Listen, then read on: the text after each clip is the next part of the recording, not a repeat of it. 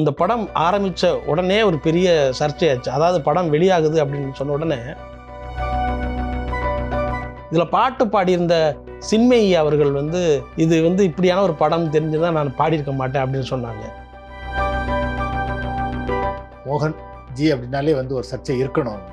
ஆமாம், படத்தில் அந்த மாதிரி என்ன இருக்கு? உண்மையிலே தமிழ் சினிமாவில் நம்பகத்தன்மை உள்ள ஒரு நல்ல இயக்குனராக மோகன் வர்றதுக்கான வாய்ப்பு இருக்குது. ஆனால் அதை விடுத்துட்டு இவர் எல்லா பக்கமும் பார்க்க ஒருதலை பட்சமாக ஒரு சாதிய கண்ணோட்டத்தோடவோ ஒரு படங்கள் தொடர்ந்து எடுப்பாரானால் அவர் மேலே இந்த நம்பிக்கை போயிடும். நீங்கள் பாகுபலி மாதிரி ஒரு பெரிய கிராண்டியரான ஒரு படங்களை பெரிய பட்ஜெட்டில் எடுக்கும்போது ரொம்ப கைக்கு கிடைச்ச பட்ஜெட்டில் இப்படி ஒரு அழகான படத்தை வரலாற்று பின்னணியோடு அவர் எடுத்திருக்கிறது ரொம்ப ஆச்சரியமாக இருக்குது.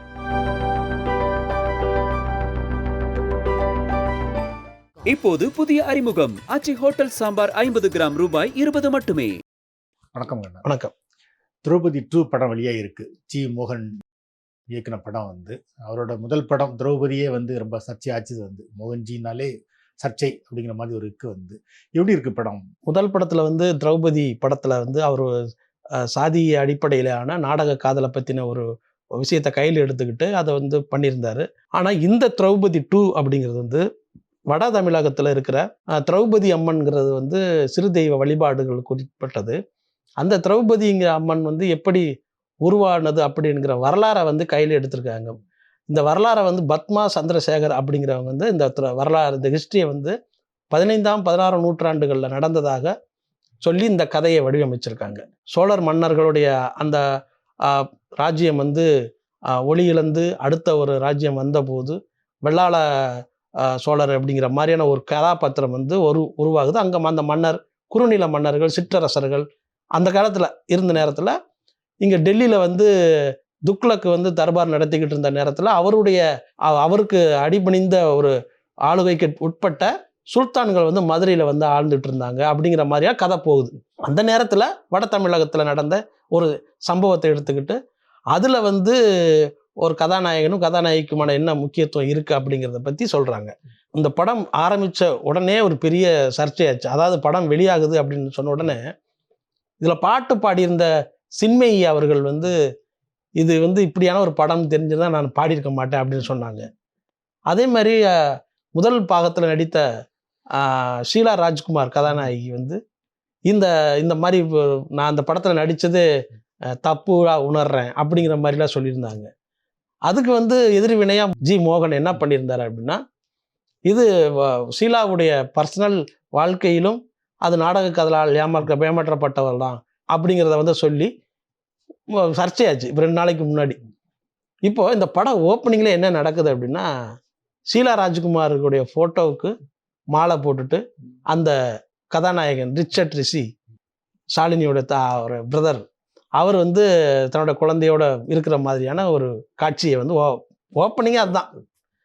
ஸோ அந்த இடத்துல எங்கே கதை எப்படி ஆரம்பிக்குது அப்படின்னா, அவங்களுக்கு சொந்தமான நிலத்தை ரிச்சர்ட் ரிஷியோட உறவினர் கம்ப்ளைண்ட் பண்ணுவார். இந்த மாதிரி நமக்கு சொந்தமான நிலத்தை ஜமாத்து எடுத்துக்கிட்டாங்க அப்படின்னு சொல்லுவார். ஜமாத் எடுத்துக்கிட்டாங்க அப்படின்னா நம்முடைய சொந்த இடத்த எப்படி ஜமாத் எடுப்பாங்க அப்படின்னா, ஆனால் எடுத்துக்கிட்டாங்க அப்படிங்கிற மாதிரி வருது. ஜமாத்து கட்டுப்பாட்டு கீழே வந்துருச்சான், இனிமேல் நம்ம அதை நம்ம பண்ண முடியாது, அந்த இடத்த விற்க முடியாது, அதனால் எதுவும் செய்ய முடியாதுன்னு சொன்னும் போது அதில் ஒரு முஸ்லீம் பெரியவர் சொல்லுவார், இனிமேல் கோர்ட்டு கேஸ்னு போகாமல் நீங்கள் ஜமாத்துக்கிட்ட எழுதி அவங்கள்ட்ட என்ஓசி வாங்கிட்டு போய் நீங்கள் இதை மூவ் பண்ணுங்கன்னு சொல்லிட்டு அப்படியே கதை விரியும். அந்த இடத்துலேருந்து ஒரு பழைய பாழடைந்த கோயிலுக்கு போவாங்க. அந்த திரௌபதி அம்மன் கோவிலுக்கு அது பல கால நூற்றாண்டு 15ஆம் நூற்றாண்டுக்கு மேலே அந்த கோவில் இருந்திருக்கும். அது ரொம்ப பாழடைஞ்சு போயிருக்கும். அந்த கோவிலுக்கு ஒரு பெரிய அந்த ஊரில் இருந்தவர் வெளிநாடுகளில் இருந்தவர் அந்த கோயிலை புனரமைக்கிறதுக்கான வேலைகளை நானே செய்கிறேன், என் பொண்ணுங்களை அனுப்பி வைக்கிறேன், எவ்வளோ செலவாகுதுன்னு சொல்லுங்கன்னு சொல்லி அந்த பெண்கள் 2 பெண்களும் இந்த ரிச்சர்ட் ரிஷியும் அந்த ஊர் மக்களும் கூட்டு போய் காமிப்பாங்க. அப்போ அந்த பொண்ணு மேலே அந்த தொழிலதிபருடைய மகள் மேலே அந்த திரௌபதி அம்மன் வந்துடும். அது குறி சொல்லும், ரிச்சர்ட் ரிஷியை பார்த்து நீ தான் என்னுடைய கணவர், போன அந்த 15ஆம் நூற்றாண்டில் நான் உங்கள்கிட்ட ஒரு மன்னிப்பு கேட்கணும் அப்படின்னு சொல்கிற நேரத்தில் இந்த கதை அந்த 15ஆம் நூற்றாண்டுகளுக்கு பின்னால் போயிடுது. அந்த ராஜா, அந்த மன்னர்கள், மக்கள், அந்த அரசபை, பெரிய. ஆனால் அந்த காட்சி முழுக்க ரொம்ப சிறப்பாக எடுத்திருந்தார். அதோடைய காஸ்டியூம் டிசைன், அது உடைகள் ஆகட்டும், அதோடைய அலங்காரம் ஆகட்டும், செட் ஒர்க்கு, அதெல்லாம் ரொம்ப பிரமாதமான ஒரு வேலை பண்ணி அந்த ஹிஸ்டாரிக்கல் அந்த கதை வந்து அப்படியே நகரும். அதில் வந்து அதிகமாக அவர் வந்து குறிப்பிடுற விஷயம் என்ன அப்படின்னா, சுல்தான்கள் ஆட்சியில் வந்து சிசியா வரி விதிக்கப்பட்டு மதமாற்றத்துக்கு ஒத்துக்கலைன்னா அவங்க மேலே தனிநபர் வரி விதிக்கிறது. அந்த வரி கண்டிப்பாக பெண்களும் விதிச்சாகணும், பெண்களும் கொடுத்தாகணும், குழந்தைகளும் கொடுத்தாகணும் அப்படிங்கிற ஒரு கட்டாயத்தை ஏற்படுத்துகிறாங்க. எல்லாத்தையும் மதமாற்றம் செய்தவர்கள் முகலாய மன்னர்கள் அப்படிங்கிற கருத்தை வந்து ஆணித்தரமாக பதிவிடுறாரு. ஒரு கட்டாய மதமாற்றம் நடந்திருக்கு அப்படிங்கிறத வந்து சொல்றாரு. இன்னொரு இடத்துல வந்து என்ன சொல்றாரு கதாநாயகன், ஒன்றே குலம் ஒருவனே தேவன் அல்ல, ஒன்றே குலம் ஒருவன் தான் தேவன் அப்படின்னு சொல்றாரு. இன்னொரு இடத்துல என்ன பண்றாரு, வல்லாளர் என்கிற அந்த மகாராஜா யாரு அப்படின்னா அவர் எந்த சமூகத்தை சேர்ந்தவர்னா வல்லாள தேவர் அப்படின்னு வருது. அது வந்து கதை அப்படித்தான் போகுது. திரும்ப வந்து அந்த காலகட்டத்தில் உளவு அமைப்புகள் உளவு செல்வதும், தம்கானி என்கிற ஒரு மதுரையை ஆண்டு வந்த சுல்தான் துக்ளக்கு அடிமையாக இருந்த சுல்தான் வந்து வரி வசூல் செய்வதற்காக நியமிக்கப்பட்ட அந்த தம்கானி என்கிற அந்த கதாபாத்திரமும் இந்த திரௌபதியும் சந்திக்கிறது தான் கிளைமேக்ஸு. அவருடைய ரிச்சர்ட் ரிசீவ் என்கிற அந்த சிறு கோட்டையை காப்பாற்றுவதற்கும் அதை மீட்டுவதற்குமான நடந்த அந்த போரில் வந்து ரிச்சர்ட் ரிசீவ் வந்து பலியாகிற. அது எப்படி நடக்குது அப்படிங்கிறது கதையோட்டத்தில் பார்த்தா தான் சுவாரஸ்யமாக தெரியும், எல்லாத்தையும் சொல்ல முடியாது. கிளைமேக்ஸில் என்ன நடக்குது அப்படின்னா, அந்த தம்கானியும் திரௌபதியும் மக்களை வந்து போரில் மூலமாக காயப்படுத்தக்கூடாது, பெண்களை வந்து பாதுகாக்கணும், குழந்தைகளை பாதுகாக்கணும்னு இந்த திரௌபதி ஒரு தனி பெண்ணாக போய் அந்த இஸ்லாமிய அந்த குறுநில மன்னனை வந்து எப்படி வீழ்த்துறாங்க அப்படிங்கிறது தான். அவங்க வீழ்த்தி தன்னோட உயிரையும் மாய்ச்சிக்கிறாங்க அப்படிங்கிறது தான் கதை. அவங்க தான் பிற்காலத்தில் வந்து சிறு தெய்வமாக திரௌபதி அம்மனாக வழிபடுறாங்க அப்படிங்கிறது தான் இந்த படத்துடைய மொத்த சாரம்சம். இதில் வந்து நம்ம வந்து பாராட்டப்பட வேண்டிய விஷயம் என்ன அப்படின்னா, படத்துடைய இந்த வரலாற்று பின்னணி கொண்ட காட்சிகள் எல்லாம் உண்மையிலே சூப்பராக இருக்குது. வரலாற்று பின்னணியிலையும் அந்த காஸ்டியூம், அவங்க பேசுகிற தமிழ், இது எல்லாமே ரொம்ப அருமையாக பண்ணியிருக்காங்க. நான் வந்து இப்படி ஒரு படம் எடுத்துருப்பாரு நான் நினைக்கவே இல்லை. ஏன்னா இதுக்கு முன்னாடி மோகன் அவர்களுடைய படத்தை வந்து பெருசாக நமக்கு வந்து அந்த 24 கிராஃப்டை வச்சு படம் எடுக்கவே அவருக்கு தெரியாதுன்னு ரஞ்சித் சொல்லியிருப்பாரு. அது உண்மைதான். அதில் வந்து இந்த இதில் வந்து நான் எப்படி எடுத்திருக்கேன் பாருங்க அப்படின்னு காமிச்சிருக்காரு. அது உண்மையிலே மோகனுக்கு வந்து பாராட்டு. ஆனால் இதில் வந்து நீங்கள் வந்து வரி விதிப்பு அப்படின்னு ஒரு கட்டத்தை இதை வந்து சொல்கிறாரு. வரி விதிப்பு மூலமாக என்ன நடக்குது அப்படிங்கிறத இந்த மன்னர்கள்லாம் அந்த கதாபாத்திர வடிவமைப்பில் சின்ன சின்ன முழுமை பெறாமல் இருக்குது, பாதியில் இருக்குது. அந்த சுல்தான் எப்படி இங்கே வந்தார், துக்ளக் எப்படி இங்கே வந்தார், இதெல்லாம் வந்து பாதியாக விடுபட்டுருக்கு. அது மட்டும்தான் படத்தில் குறை. மற்றபடி இந்த படம் வந்து ஒரு ஓகே ரகம் அப்படிங்கிறதான் சொல்லலாம். நம்ம நீங்கள் பேசுறது பார்த்தீங்கன்னா ஜி மோகன் இப்படி ஒரு படமா, மோகன் ஜி அப்படின்னாலே வந்து ஒரு சர்ச்சை இருக்கணும் வந்து. ஆமாம், படத்தில் அந்த மாதிரி என்ன இருக்குது? படத்தில் வந்து அதான் நான் அந்த பெண்கள் வந்து எப்போவுமே அவருடைய படங்களுக்கு வந்து பெண்களுக்கு வந்து ரொம்ப முக்கியத்துவம் உள்ள ஒரு காட்சிகள்லாம் நிறைய இருக்கும்.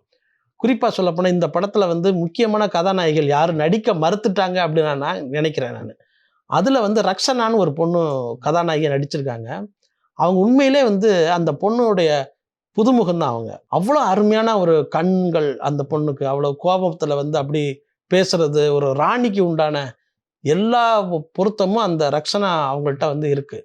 அந்த தம்கானிங்கிற கதாபாத்திரமும் அதுவும் வந்து ஒரு ரொம்ப கொடூரமான ஒரு முகமாக இருக்குது. துக்ளக் கேரக்டர் நடித்த அவரும் வந்து ரொம்ப ரொம்ப பிரமாதமாக நடிச்சிருந்தார். அவர் இந்த சமூகம், இங்கே உள்ள ஜாதிய பிரச்சனைகளையும் இது மாதிரியான ஒரு சர்ச்சைக்குள்ளே மோகன் போகாமல் ஒரு தன்னை வந்து வேறு ஒரு தனித்துவமுள்ள ஒரு இயக்குனராக அந்த மாதிரியான கதைகளை தேடி போனால் உண்மையிலே தமிழ் சினிமாவில் நம்பகத்தன்மை உள்ள ஒரு நல்ல இயக்குனராக மோகன் வர்றதுக்கான வாய்ப்பு இருக்குது. ஆனால் அதை விடுத்துட்டு இவர் வந்து எல்லா பக்கமும் பார்க்க ஒரு தலைப்பட்சமாக ஒரு சாதிய கண்ணோட்டத்தோடவோ ஒரு படங்கள் தொடர்ந்து எடுப்பாரானால் அவர் மேலே இந்த நம்பிக்கையை போயிடும். இப்போது வந்து இந்த இடத்துல அவர் வந்து தன்னை வந்து மாற்றிக்கிட்ட ஒரு வெகுஜன ரசிகர்களுக்கான ஒரு இயக்குனராக அவனை வந்து காட்டிக்கலாம். நீங்கள் பாகுபலி மாதிரி ஒரு பெரிய கிராண்டியரான ஒரு படங்களை பெரிய பட்ஜெட்டில் எடுக்கும்போது ரொம்ப கைக்கு கிடைச்ச பட்ஜெட்டில் வந்து இப்படி ஒரு அழகான படத்தை வரலாற்று பின்னணியோடு அவர் எடுத்திருக்கிறது ரொம்ப ஆச்சரியமா இருக்கு. அதனால ஜி மோகன் வந்து எப்படி அவரை வந்து மாத்திக்கணும் அப்படின்னா, ஒரு நல்ல எல்லாருக்குமான ஒரு இயக்குனராக, எல்லாரும் பிரச்சனைகளும் பேசக்கூடிய ஒரு இயக்குனராக அவர் வந்து தன்னை மாத்திக்கணும் அப்படிங்கிறத நம்முடைய கருத்து. சொல்றீங்க. ஆனா இப்ப பாத்தீங்கன்னா, இப்ப சமீபத்துல கூட ரஞ்சித்தை பத்தி ரொம்ப மோசமா ஒரு வார்த்தை சொல்லி அது சோசியல் மீடியாலாம் ரொம்ப ஒரு கண்டனத்துக்கு உள்ளாயிருக்கு. வந்து ரொம்ப ஜாதி ரீதியா வந்து சில இடங்களுக்கு நான் என்னால போக முடியும், ரஞ்சித்தால அங்க போக முடியுமா அப்படிங்கிற மாதிரிலாம் கேட்கிறாரு. எப்படி இவ்வளவு படங்கள் எடுக்கிற ஒரு இயக்குனர் இவ்வளவு பொது வெளியில எப்படி இவ்வளவு காலத்துக்கு பிறகு இப்படி பேச முடியுது அப்படிங்கிற ஒரு ஆச்சரியமா இருக்கு அவர் பேசுறத பாத்தீங்கன்னா. அதுதான் அந்த அந்த முதிர்ச்சியற்ற தன்மை தான். நீங்க கோயிலுக்குள்ள உங்களை விட்டுட்டா நீங்க பெரிய ஆளா? அது எப்படி? கோயிலுக்குள்ள எல்லா இடத்துல எல்லாருடைய மனசுக்குள்ளேயும் நீங்க போகணும். அப்படிதான் இதுக்கு முந்தைய இயக்குனர்கள் எல்லாரும் திரையுலகத்துல பாலச்சந்தர் ஆகட்டும், ஏசி திருலோகச்சந்தர் ஆகட்டும், பீம்சிங், பந்துலு எல்லாருமே அப்படிதான் எல்லாரும் மனசுக்குள்ள போயிருக்காங்க. அப்ப இந்த மாதிரியான விஷயங்கள்ல வந்து படைப்பாளியா, எல்லாருக்குமான படைப்பாளியா மோகன் யோசிக்கணும் அப்படிங்கிறது தான் நம்மளுடைய கருத்து. அதனால இனி வரப்போற திரைப்படங்கள்ல மோகன் வந்து எல்லாருக்குமான இயக்குனரா மாறணும். திரௌபதி 2 இந்த சர்ச்சைகளை தாண்டி, இந்த மாதிரி ஜாதிய பிரச்சனைகளை தாண்டி அது ஒரு வரலாற்று படத்தை வந்து அது அழகா பதிவு பண்ணியிருக்காரு அப்படிங்கிறதுல வந்து நாம வந்து அவரை பாராட்டு தெரிவிக்கலாம்.